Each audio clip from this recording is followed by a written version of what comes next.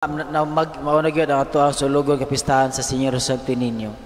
Kuno kabantay mo, pag misa nako alas 6, hayag ang langit, di ba?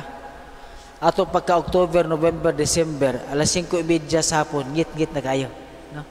So kini nagpasabot ni padung na ta mo magkuan, padung na ta Mayo, Abril, nga bisag alas 6:15 sa hapon, hayag lang gyapon, no? So mao na padung ta niya, pero atong gibati karon ang kabugnaw.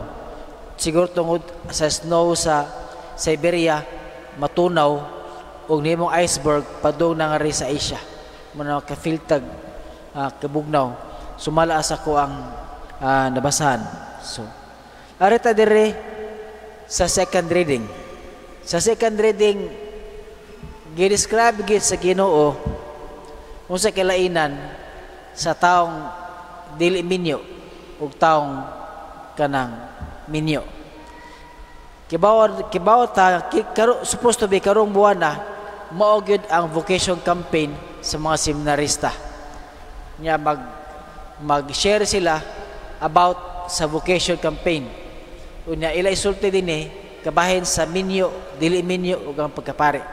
So mo na nga ang lalaki nga dili minyo togo na siya og ulit gol, no? Ulit taong gulang, no? Kadili minyo. Babaeng dili minyo, dagol, dagang gulang, no? So kisa dili minyo, dagol, no? Lalaki ulit gol. So one is shortcut. Pero sa ibang isa turon kada pagbasa nindot kaayo ang mensahe. Ang taong dili minyo ato inon single magkapuliki sa mabutang sa Ginoo. Magkapuliki sa mabutang sa Ginoo. Sa English translation, busy. Puliki, busy. O usaon niya pagpahimuot sa Ginoo. O nga Ginoo, mahimuot yun kaniya. Kung ang tao single, busy with the things of the Lord. Sama ni Kunching. Diba? Single pero busy kayo. Arari-ngari. Diba? Simba. Pangalawat.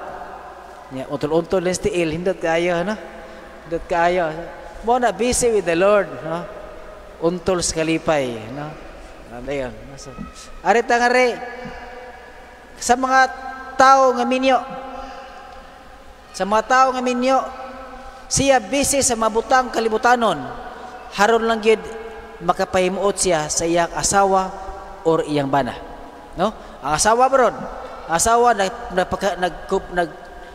nagkapuliki sa mga butang kalibutanon para sa iyang bana ug haron may muot iyang bana.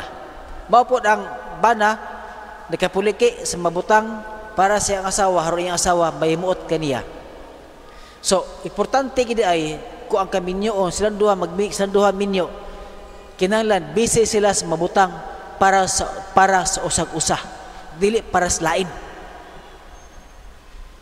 No kayundom ko sa kalalaki na trabaho sa MIPSA.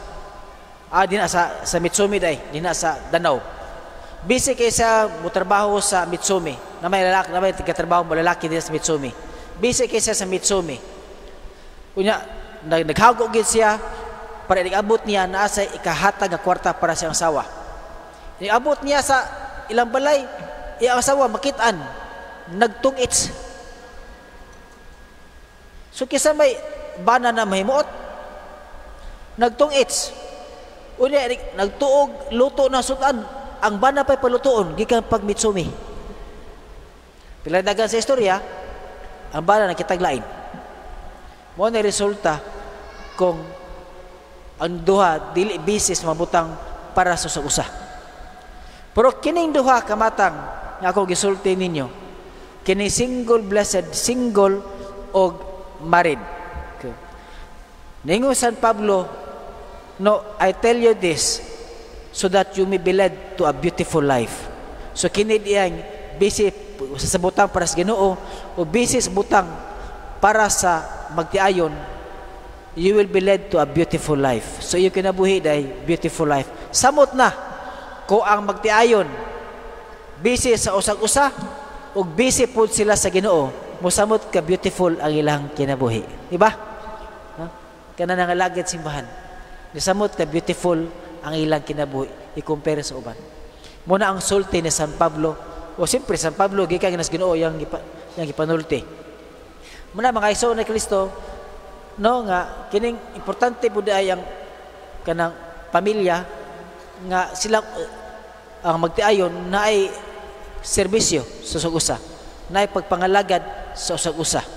Maupod ang katong mga single, wala sila, di ato sila ay discriminate, kaya kini mga single busy with the things of the Lord, labi na sa pagsimba. Silang tanan napuyo sa kinabuhi nga beautiful, samot na kuha magtiayon ng alagad sa simbahan. Amen. Kay manindog palihog. Nagatuo ako sa Dios nga mahan makagagahong mustaran.